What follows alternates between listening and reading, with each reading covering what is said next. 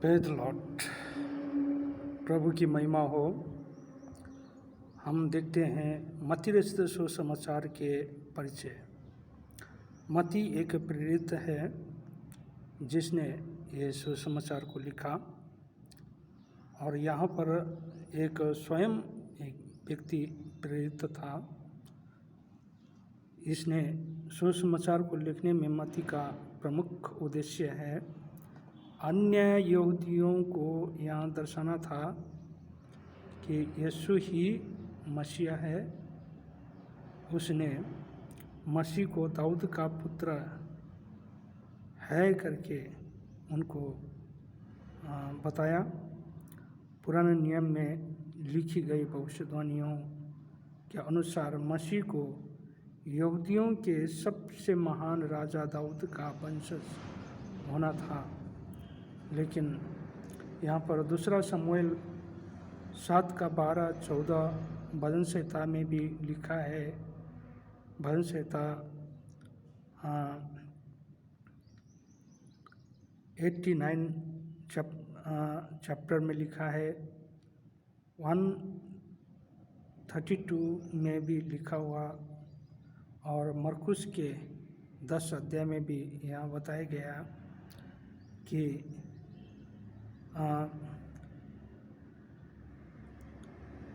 एक मसीह का एक महान कार्य जो मत्ती के रचित सुसमाचार में हम देखते हैं कि एक सचमुच में ये दाऊद राजा का वंशज था। यहूदी इब्राहिम से भी था।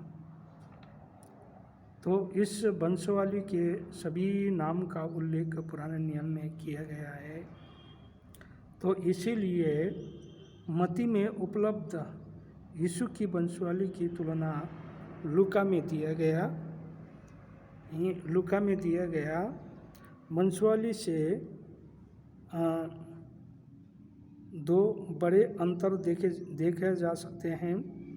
पहला, लूका की वंशवाली इब्राहिम के समय से पहले पीछे जाती है। यहाँ आदम तक पीछे जाती है, जो परमेश्वर के द्वारा पृथ्वी पर बनाया गया सबसे पहला पुरुष था। लूका ये मानते हैं यहूदी नहीं था। उसका उद्देश्य यहाँ था कि ख्रिस्ट केवल यहूदियों का मसीह ही नहीं, बल्कि यहूदियों और अन्य जातियों सभी लोगों के लिए एक या संपूर्ण संसार का उद्धारकर्ता भी था।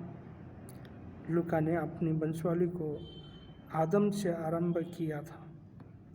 ये दूसरा लूका भी दाऊद और मसीह के बीच की वंशवाली मत्ती की वंशवाली से पूर्णतः भिन्न है। केवल दो नाम या साल्तियल जरुब्बाबिल ही समान है। यहाँ पर हम देखते हैं कि ये बाबिल आधुनिक इराक की बंदुआई का पद 11-17 में विवरण दिया गया। कसदियों बाबिलवासियों के द्वारा 587 BC में यहूदिया प्रांत का घेराव करने और यरूशलेम की पराजय का उल्लेख करते हैं। इसी समय यहूदियों को बंदी बनाकर बाबेल बंदुआई में ले गया था। दूसरा राजा 25:1-12। इसके साथ ही पृथ्वी पर दाऊद और उसके वंश के राज्य का अंत हो गया। हालेलुया, अंत हो गया। तो यीशु का सांसारिक पिता नहीं था। बाइबल में उल्लेख किए गए अन्य पुरुष, जिसे इसहाक और यूहन्ना बपतिस्मा देने वाले का गर्भ में प्रवेश और जन्म परमेश्वर की अलौकिक शक्ति के द्वारा हुआ, किंतु उनके सांसारिक पिता थे। मेन सांसारिक पिता थे। हम देखते हैं तो उत्पत्ति 18 अध्याय में, लूका 1 अध्याय में हम पढ़ते हैं, परंतु यीशु की माता मरियम यीशु के जन्म से पहले कभी किसी पुरुष के साथ नहीं सोई थी, वह कुंवारी थी। यीशु का पिता पवित्र आत्मा था। लूका 1 का 26-35 हम पढ़ते हैं, वहाँ पता चलता है। यूसुफ की समझ के अनुसार मरियम ने व्यभिचार किया था।